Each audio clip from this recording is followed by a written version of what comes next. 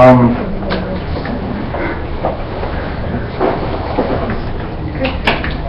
lot of you have heard the mnemonic, "My very educated mother just served us 9 pizzas." And if you don't know what that means, it's Mercury, Venus, Earth, Mars, Jupiter, Saturn, Uranus, Neptune, and Pluto. But in the last 8 years or so, since 2006, Pluto has been taken off. I bring this up because I want to emphasize the idea that science changes. And when new information is discovered, science generally changes.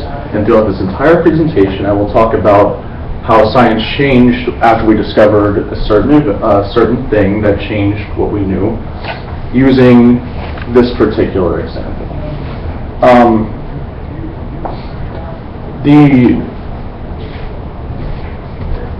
I was interested in this topic because in about a month and a half ago, there was a group of people at the Harvard Smithsonian Institute for Astrophysics that voted to make Pluto a planet again.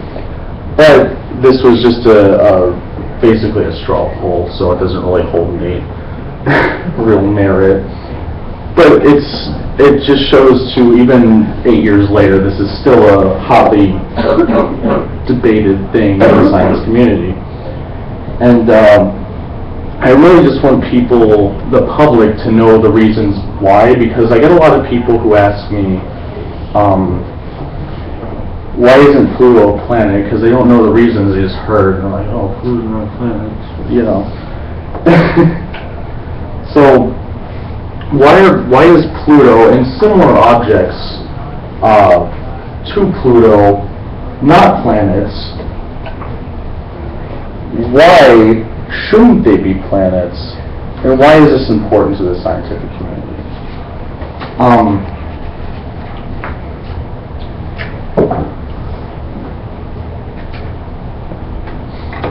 So,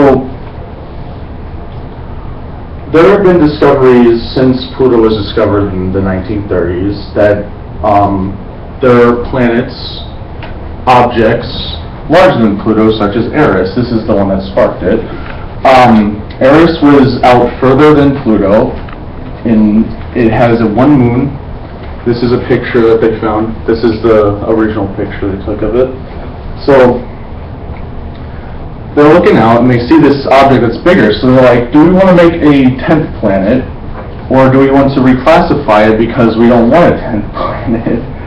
So, at California Institute of Technology, Dr. Michael E. Brown's paper, and Michael E. Brown was the one who discovered this, but he wrote a paper on it, and he reports that Eris, then called the object 2003 UV313, you can see why they changed it. He states that it's further out and it's larger, which, you know, a lot of people are like, oh, why is that?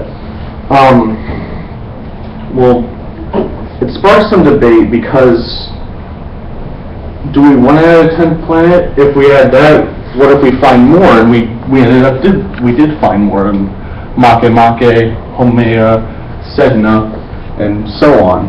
And we don't want 15, 16 planets because, you know, that mnemonic would get pretty long and everyone would forget all the names.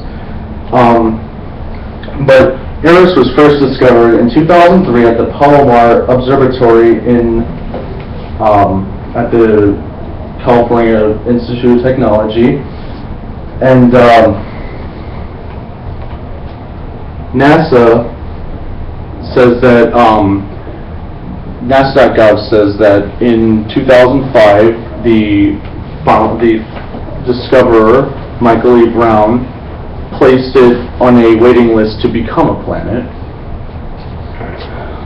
So, and NASA's website also went on to say that this caused the debates, as I previously mentioned. And so the International Astronomical Union's website, IAU.org, outlines the events at their 27th General Assembly in Prague in the Czech Republic, that they decided there that they were going to redefine what a planet is, and they decided Eris didn't make a cut, and therefore Pluto didn't make the cut because they were too small, and I'll explain in a minute. The IAU's definition has four main constituents. One, the planet must orbit around the sun. All objects in the solar system orbit around the sun. They must be massive enough to be spherical, and Pluto spherical, Eris spherical. They must not be a moon of another planet, so that means like Callisto, Jupiter's moon, can't be a planet even though it's larger than Pluto. But what these planets haven't done is cleared their orbit of debris. They're out really far where there's a lot of ice and dust, and this is remnants from the beginning of the solar system, and it's they haven't cleared their debris paths. And also Pluto travels within the orbit of Neptune, so it would have to clear Neptune out of its path, and I think it's going to do that. And a lot of people have mixed feelings about it, like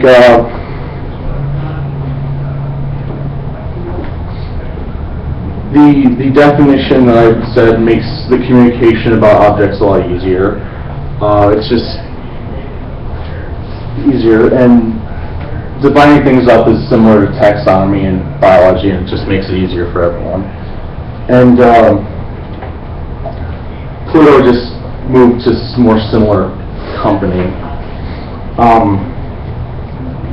There were two definitions proposed since then, and one of them was that planet is a culturally defined word that changes over time. That was proposed by Dr. Owen Gingrich of the IAU, and his definition doesn't really hold much merit because though some agree, some people didn't culturally see the Pluto as a planet to begin with.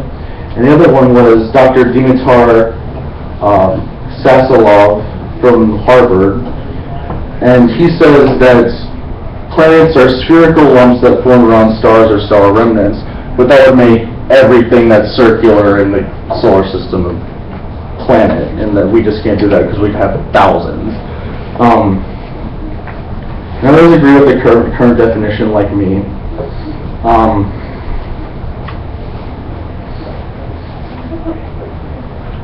And because scientific literacy is important for the future, we should be wary of these definitions that are set by these agencies so that we teach our children to understand scientific theory and therefore making the country smarter. And there are two states that have declared that Pluto is still a planet. It's New Mexico and Illinois. And this just shows that some people in the state Congress aren't necessarily scientifically literate. And according to the vote taking at the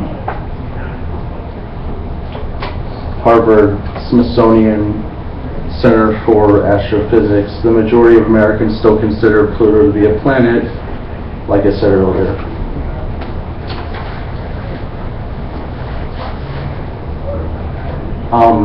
The U.S. has an unwillingness to change definitions that they've been taught when they were young, and a lot of our children suffer for it because the parents will teach what they want the children to learn, not what the teachers are teaching them. And the OECD, the Organization for Economic Cooperation and Development, I'm out of time. Okay. Jake, you need to clap. You said at 9:30 was the stop sign up and then clap at 10. No, not at 10, like 9:32. Because there was a lot of people. Yeah. Well, should've told me that. Jake, I can tell you that. You just wanted to